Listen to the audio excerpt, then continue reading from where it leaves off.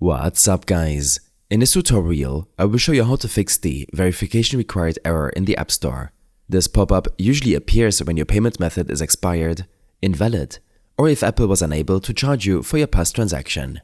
First, if you have any active subscriptions that you no longer need, cancel them before updating your payment method to avoid unexpected charges. To do this, open the App Store, tap on your profile icon in the top right, and then select Subscriptions. Here, you will see a list of your active subscriptions. Tap the one you want to cancel, and then press Cancel Subscription and confirm your choice. Next, update your payment method to stop the error from appearing. Open up your settings, tap your name at the top, and then select Payment and Shipping. Once the page loads, tap Add Payment Method. Enter a new valid payment option and save the changes.